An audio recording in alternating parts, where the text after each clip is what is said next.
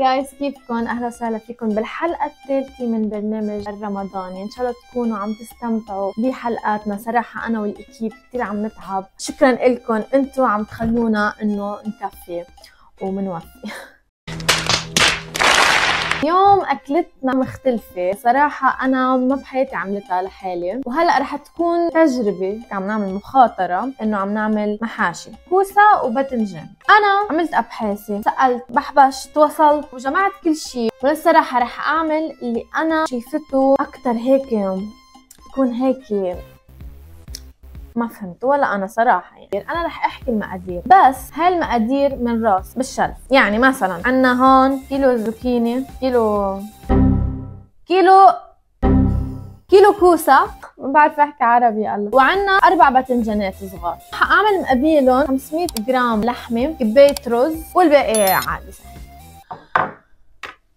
هلا بالنسبة للتصوير والإضاءة، أنا بدي أقدم جزيل الاعتذار لحضراتكم عالم الكونتنت كرييشن، لأنه بالمرة يعني بس نحن عم نسعى إن شاء الله بالأيام المستقبلية الجاية يعني نشتغل أكثر على الموضوع ونظبطها. هذا الموجود هلا فعليا، حبكم أهلا، ما حبكم أهلا كمان.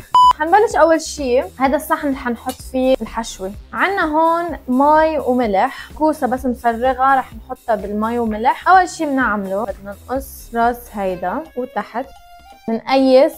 الله يستر. اوكي شكلها الخبرية مفاولة. فكرتها سهلة، أول غلطة. طب ليه؟ تفضلوا، شفتوا فن تكتكي، بدكم تتعبوا. بعد بدنا نحفرها لأنها سميك. لا صراحة يدرس، معلش يعني حطها بالماء وملح. الصغار أطيب من الكوسة الكبيرة، أنا هيك بعرف، بس أصعب. يعني سيداتي أنساتي، ما بقى تسمعونا حكي إنه ما بتساعدوا أمياتكم، وإذا ما بتساعدتوا أمياتكم ما بتطلعوا شاطرين. لا، أنا جيت لهون لأثبت العكس. لقد فقعنا في الوخ. اسحب حكي، أنا بعتذر لكل الأميات. ضروري إنه نقعد معكم. بتعرفوا شو عم بعمل؟ شفتوا؟ رجعوا قيسوا. لك وين؟ لهون خلص. هي عرفت شو بدي أعمل بالصغار؟ بدي قصهم أكثر ليصيروا يساعوا على هيدي. ما بعرف عم بشرح صح، بس إنه بليز افهموا قصدي. بصير تعملوا هيك شيء دوائر، بس تشوفوا هيك شيء. يعني هون في معلمية، معلش يعني.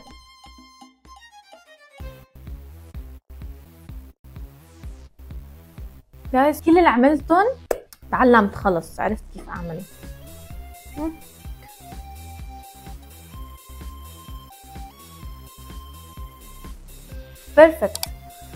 بيرفكت. انا بالنسبه لي كثير بحب الكوسه رفيعه، سو بجرب قد ما في رفيعه. I'm proud of myself. شغل على القلسطه رائع. اجاس من هون بعد بدها.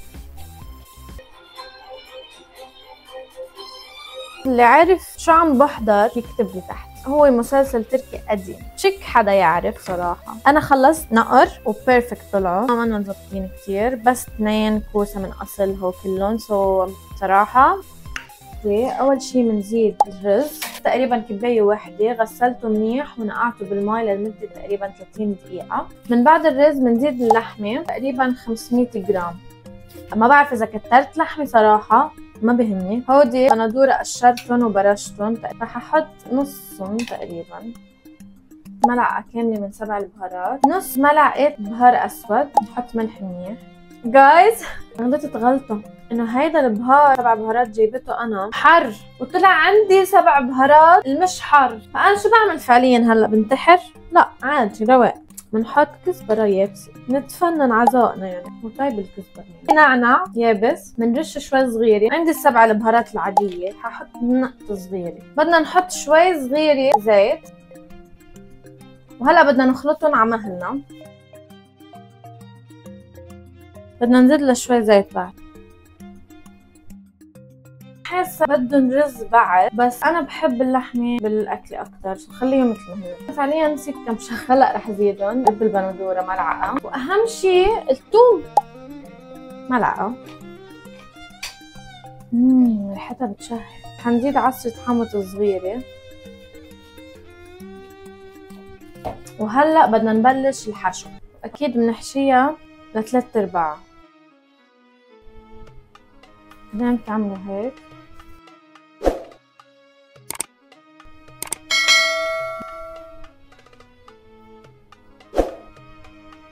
حشيناهم وهلا بدنا نطبقهم بقلب الطنجرة. رح احط من هيدي.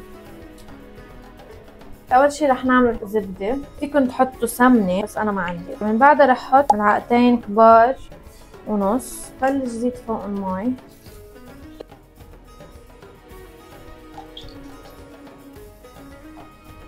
رح زيد مرق لحمة هيدي من راسي، زيد مي.